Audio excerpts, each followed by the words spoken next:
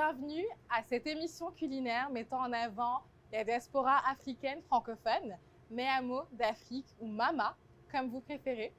Aujourd'hui, nous irons à la découverte de personnes extraordinaires, d'hommes et de femmes, qui ont quitté leur pays natal pour s'installer ici, au Canada, pour découvrir et aussi entreprendre.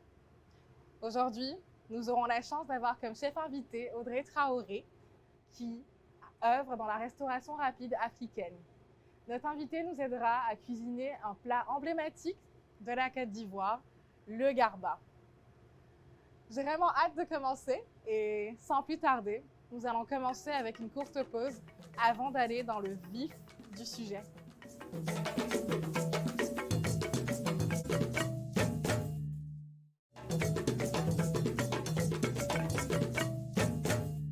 Nous voici de retour aujourd'hui pour préparer un plat qui m'est cher, le fameux garba à l'ivoirienne.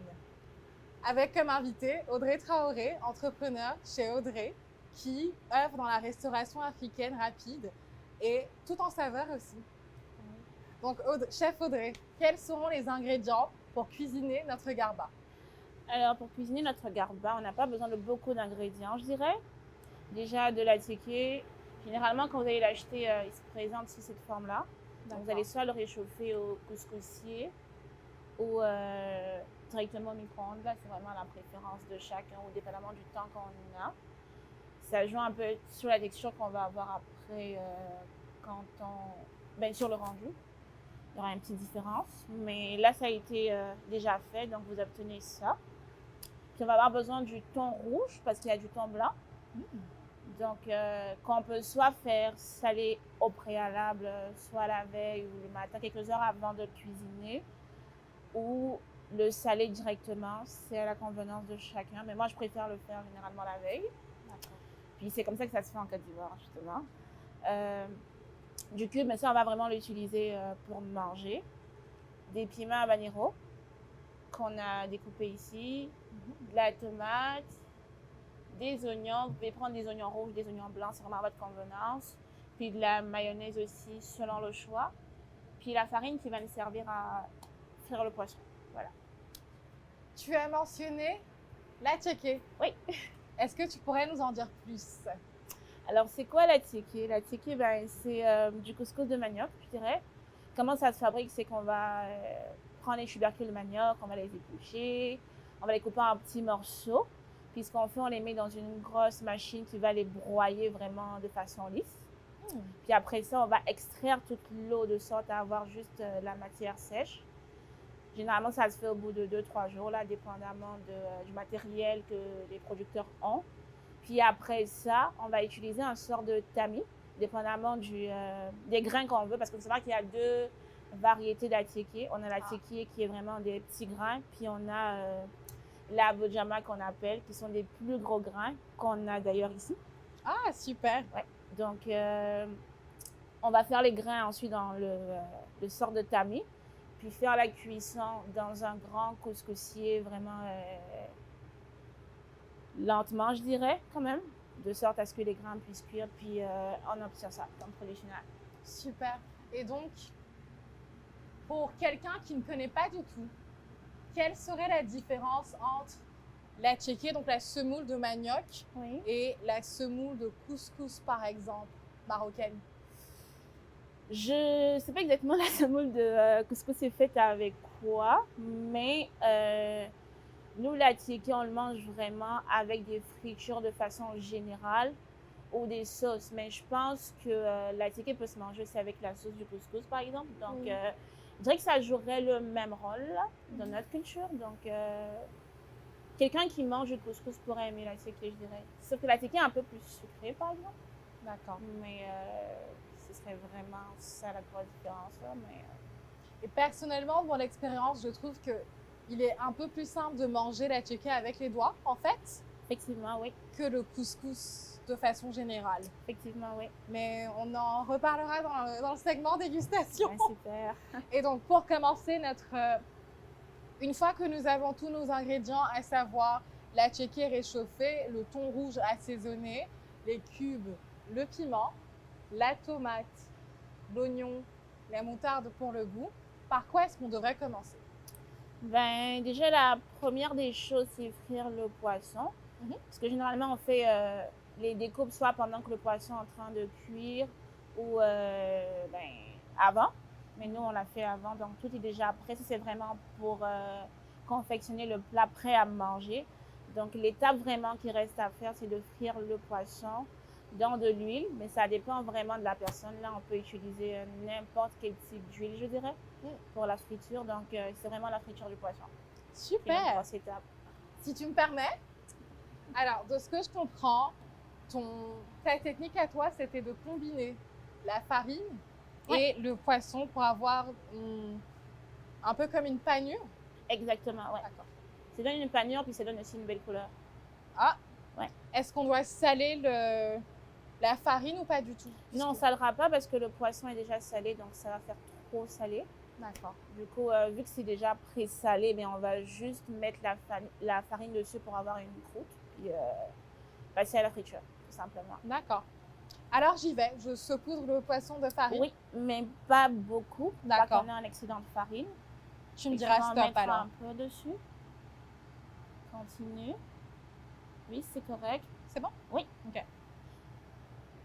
Puisque moi, je fais généralement quand j'utilise un bol comme ça, je vais juste faire sauter les poissons à l'intérieur pour qu'ils au fur et à mesure, ils prennent là. On essaie de ne pas faire échapper les poissons. Hein, parce qu'on a de gros morceaux, heureusement qu'on a le tablier. Et on va en mettre un peu pour les parties qui ne sont pas... Ouais. Est-ce que tu m'autorises à utiliser ma main à ce Bien stade-ci? sûr, justement, c'est la main qu'il faut utiliser. Parfait. Allez. On utilise la main qui est préalablement lavée. On va juste rajouter un peu plus de farine. Oui? Ouais. Vas-y, je te laisse le faire pendant que je tourne nos poissons et que je m'assure qu'ils sont recouverts de farine avant de passer à l'huile de friture. Donc j'imagine aussi que la farine permet au poisson de ne pas coller à la poêle. Mais il y a d'autres techniques pour ne pas que le poisson colle, comme peut-être mettre du sel avant dans l'huile. Mais c'est plus vraiment pour la croûte parce que ça donne un goût particulier, je dirais. Ça rajoute du goût quand on met la farine. Qu'est-ce que tu en penses là? Est-ce qu'on en a assez? On va juste retourner celui-là parce qu'on a une petite partie qui n'est pas... c'est vrai. Ouais. On va continuer à saupoudrer notre poisson. Tu vas juste le retourner. Là. Et juste directement le mettre dans la farine. Ça reste... Ouais, c'est ça. Parfait. On va juste s'assurer que tous nos morceaux ont bien de la farine. Celui-là, c'est bon. Ça. Celui-là aussi. Ce côté-là. Ouais. Voilà. Super. Donc en soi, soyez généreux avec votre farine. C'est ça, il faut bien le traiter. Y aller. Il faut y aller. Badigeonner partout. Je pense qu'on est prêt. Ouais. Puis on est prêt pour la cuisson, je pense. C'est parti. Alors, mais ce qu'on va faire, on va mettre le cuisson. Oui. Je vais juste laver mes mains. Et donc, combien de temps de cuisson lorsque notre huile est déjà préchauffée? Je dirais que ça dépend vraiment de la grosseur du poisson, je dirais. Mais généralement, à feu moyen fort, parce qu'on joue sur la cuisson quand même. On va mettre le feu un peu fort d'abord pour créer la croûte. Puis ensuite, pour que l'intérieur cuise, on va réduire le feu moyennement. Toute une technique là, c'est ça, oui. C'est minutieux, il faut attendre le bon moment. Puis moi, ce que je fais, je rajoute un peu d'oignon pour l'odeur aussi, que c'est une bonne odeur. Directement dans l'huile ou dans le mélange? Exactement, dans l'huile. Directement. Puis je rajoutais juste un peu d'oignon. Puis ça me permet de savoir si l'huile est chaude ou pas aussi, si elle a ma convenance. C'est un bon tutoriel. Mais c'est ça. J'essaierai ça la prochaine fois chez moi. Fait qu'on peut utiliser soit une fourchette, soit une pince pour les fritures, ou la main tout simplement. Ouf! Ne faites pas ça chez vous. Utilisez une fourchette ou un ustensile. Fait que moi, j'utilise une fourchette. Faut vraiment faire attention parce que l'huile est très chaude. D'accord.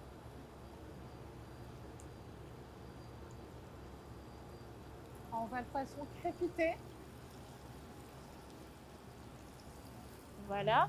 Donc on va attendre que la croûte se forme déjà sur la partie du bas. Et ensuite, ça, on va pouvoir retourner de l'autre côté, puis réduire le feu pour que l'intérieur puisse cuire D'accord. comme il se doit. Donc, si je comprends bien, cette recette en soi nécessite uniquement une grosse étape qui est l'étape de cuisson du poisson. Oui, ben une fois que la tiki est faite, c'est vraiment ça la grosse étape, je dirais. Parce que les découpes, c'est assez rapide. Il y a des gens qui ne mangent pas, par exemple, du piment, de la tomate ou de l'oignon, donc c'est vraiment substituable. Il y en a d'autres qui ajoutent du persil, d'autres qui ajoutent de l'ail, parce qu'il faut savoir qu'on a maintenant différentes variétés de garbage, je dirais. Ça a été modernisé avec le temps, etc. Donc, on a différents types de recettes améliorées, je dirais. Et ça, c'est vraiment la recette originale qu'on est en train de faire. Alors, si vous nous suivez, à la fin de cet épisode, vous serez en mesure de pouvoir cuisiner une recette originale de garba. Restez avec nous. Fait que là, on va regarder si la croûte s'est formée à l'arrière. Oh, oui. waouh! Donc, on On a retourne. déjà les résultats. Et donc, pour que les personnes qui nous suivent et qui sont en train de reproduire la recette sachent s'ils sont dans la bonne voie ou pas du tout, c'est-à-dire qu'à cette étape-là, si vous tournez votre poisson mais qu'il n'est pas aussi doré, vous le remettez en place. très bien. C'est ça. Fait que là, on va attendre peut-être 3-4 minutes, je dirais, sinon moins. Puis on va régir le feu pour cuire l'intérieur. Sinon, il y aura de l'eau, puis c'est pas agréable à manger quand c'est comme ça. Parfait. Ça fonctionne pour moi, chef. Donc, à un moment donné, tu me parlais de comment est-ce que le garba a été modernisé, il a suivi une transition. Oui. La base du garba même, c'est donc ce plat un peu roturier, ouvrier, qui est accessible à tout le monde. C'est ça. Mais très accessible à tout le monde, qui est devenu finalement un plat familial de tout le monde, convivial, je dirais. Donc, en Côte d'Ivoire, tout le monde se lève le matin, je vais manger du garba. À midi, les ouvriers, même le soir, on peut avoir du garba. On a des endroits qui ouvrent vraiment jusqu'à 1h, 2h du matin. Les garbadromes? Exactement. Les garbadromes qu'on les appelle. Donc, c'est vraiment devenu partie intégrante de la vie des Ivoiriens, on va dire ça comme ça. Ouais. Formidable. J'avoue que le garba est un plat qui est facilement réalisable, que je réalise souvent chez moi. Il faut juste de la checker à un bon poisson thon.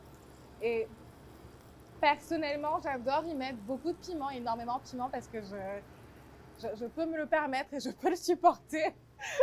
Avec de la mayonnaise aussi pour donner une petite saveur onctueuse. C'est toujours pas mal. Mais comme Audrey vient de le mentionner, le garba est un plat qui est accessible à tous. Donc, aux petites poches comme les plus grosses, est un plat qui réunit également. En Côte d'Ivoire, on l'appelle le zegen, avec l'argot ivoirien. C'est ça. Pour essayer un peu de rassembler ces personnes, qu'elles soient familières avec le français ou pas. Ouais. Donc, si vous allez en Côte d'Ivoire et que vous dites que vous voulez manger un plat de zegen, on saura que vous faites référence au garba. Exactement.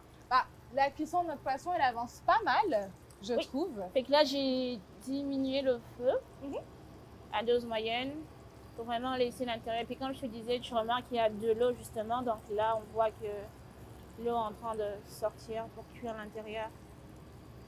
Puis après, on va le remettre un peu plus fort juste pour s'assurer qu'on a notre panure qui est en pointe. Puis merveilleux.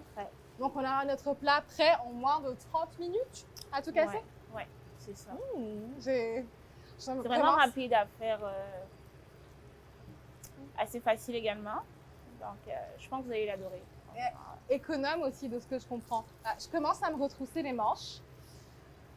Ben oui. Pour pouvoir manger avec les mains. Oui, c'est sûr. Mais en attendant cette portion que vous attendez tous, à savoir la dégustation, on va aller à la pause. Merci et à tout de suite.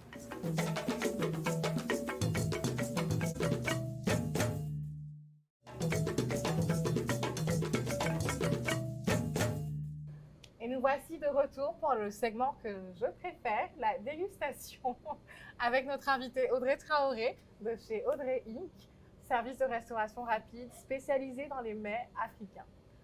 Audrey m'a joint aujourd'hui pour préparer un plat qui m'est très cher, le garba à l'ivoirienne ou le zegen. Donc en ce moment, dans mon assiette, nous avons le produit final. Oui. Donc hors caméra, à un moment donné, nous avons eu le temps de sortir tous nos petits poissons de la poêle, de l'ajouter à notre plat d'attiéké, puis de rajouter toutes les décorations, donc piment, oignon, sauce tomate, Donc, dans le petit récipient là, parce que Audrey et moi n'arrivons pas à nous mettre d'accord sur est-ce qu'il faut de la mayonnaise ou pas. Donc, on vous laissera décider de votre côté, selon vos palais et selon vos goûts. C'est ça, vraiment optionnel. Optionnel. Ouais. Je vous dirais nécessaire, mais qu'est-ce que j'en sais? Alors, Audrey, Oui. nous venons toutes les deux de la Côte d'Ivoire. Ouais. Le garba représente quelque chose d'assez particulier pour moi. Ouais. Je sais que généralement, lorsque je voyage pour aller visiter ma famille ou pour revenir, j'aurai toujours un plat de garba caché dans un ziploc ou dans un contenant hermétique dans mes valises. Est-ce que c'est le cas pour toi? Au départ, oui. Puis après, ben, quand j'ai commencé tout ça, à cuisiner, à avoir mes repères, etc. Donc, non, plus maintenant. Je suis capable de le faire ici sur place, donc plus maintenant. Non. Il y a quand même quelque chose d'assez particulier, de nostalgique en soi, lorsque techniquement le garba est préparé par des hommes, si je ne me trompe pas, si je ne m'abuse pas. Effectivement, oui. Donc, ça fait partie d'un de ces plats qui est spécifiquement fait par des hommes. Donc, fait de façon très à la va-vite. Ouais. Mais toujours un franc succès. Et j'ai du mal à m'y détacher de cette façon très ancestrale que les Haoussa, en fait, ont à préparer le garba. Mais bon, comme dirait Audrey, une fois qu'on arrive à savoir comment faire la cuisson, comment s'approprier la recette, vous pouvez aussi facilement réaliser cette recette par vous-même. Exactement. Et toi, de ton côté, donc tu me parlais du fait que tu as eu à mieux comprendre comment cuisiner les plats africains. Ouais. Et éventuellement, tu es allé dans l'ouverture de ta plateforme de restauration rapide. Pourquoi tu t'es lancée?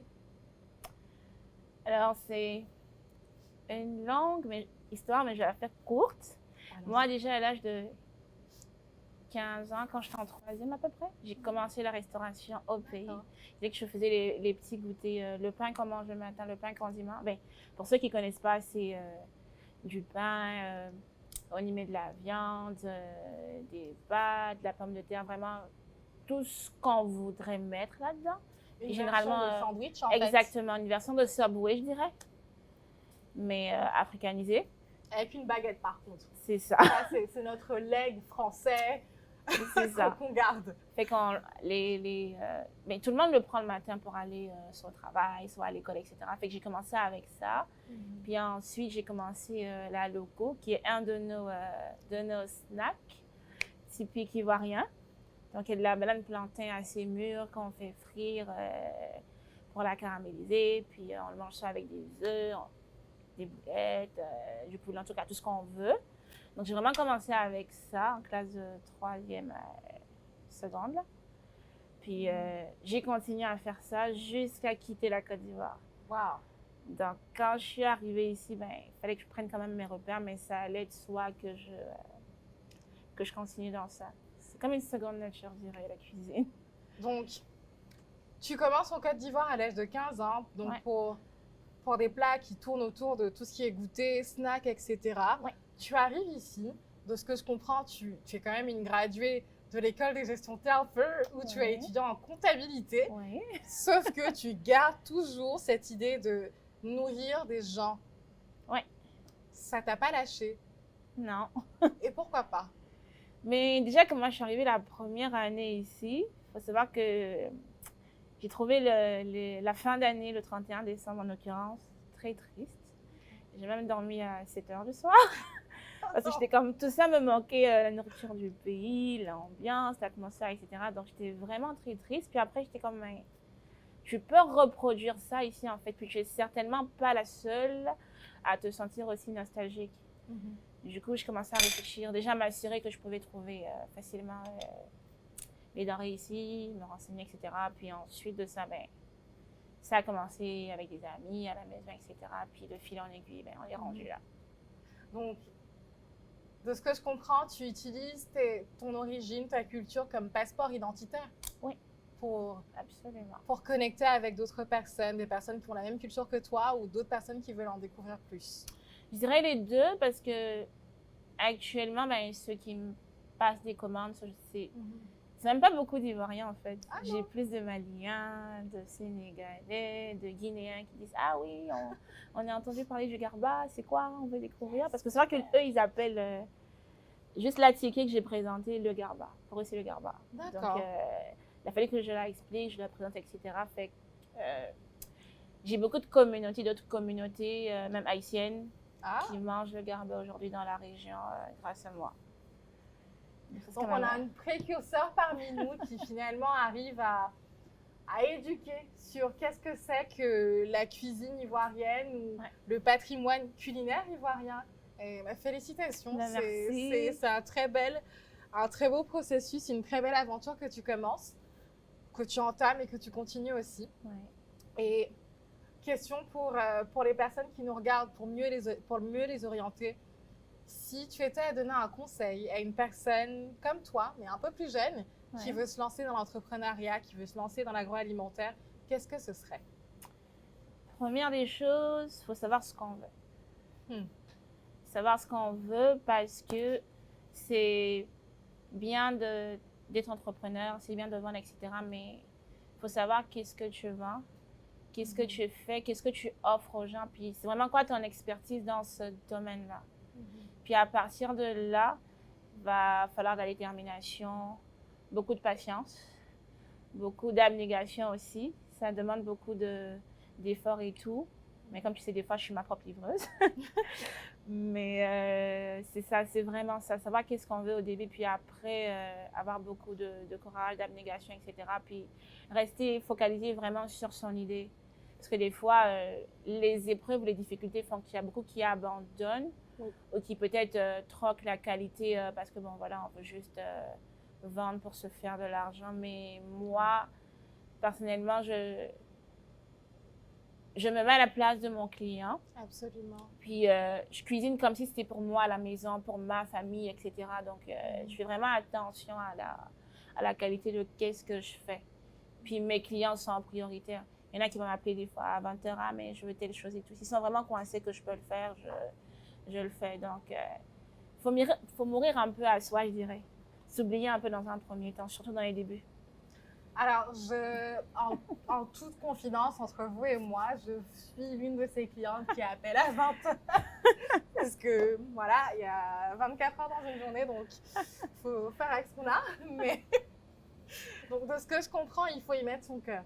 Lorsque vous faites quelque chose, lorsque vous entreprenez quelque chose, que ce soit la cuisine ou quelconque aspect qui finalement valorise vos compétences ou vos qualités, mettez-y du cœur, allez-y à fond avec abnégation et détermination et peut-être que vous aussi vous saurez briller dans le chemin de l'entrepreneuriat.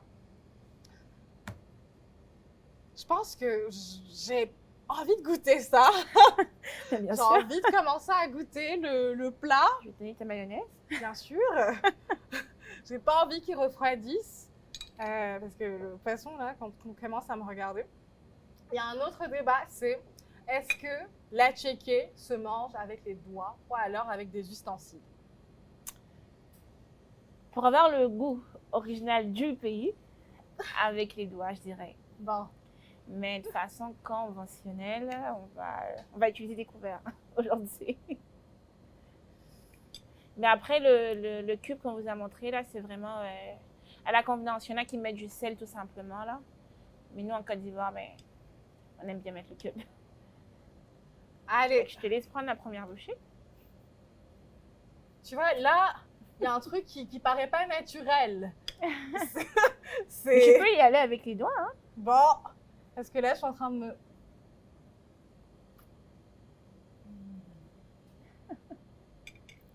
Tu te retrouves au pays, hein. Là, je suis sur un vol, direction Ottawa-Abidjan, sans retour, parce que faut quand même finir le plat. Mais pardonnez-moi, pour la suite et pour être fidèle au plat, à la technique, j'irai avec les doigts. Oui, c'est parti. Donc vous avez deux façons très simples de manger le garba et la tchéké. Donc comme Audrey est en train de vous le montrer ici, avec les couverts. C'est ça. Ou alors, comme je me prépare à vous le montrer, prenez votre cube à votre convenance, vous cassez, saupoudrez partout sur votre attiéké. Vous pouvez mélanger avec les doigts, je sais, ça fait très brouillon, mais je vous promets, ça en vaut la peine. Puis pas grave si les gens nous regardent. C'est à nous. Tu aimes bien le piment que tu aimes autant. T'as raison.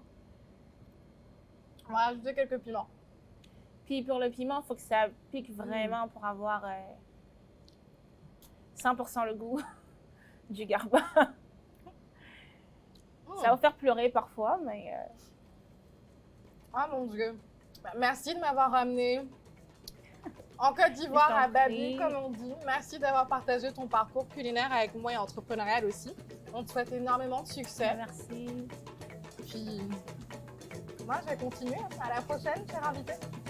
Bonne soirée, une bonne journée. Au revoir.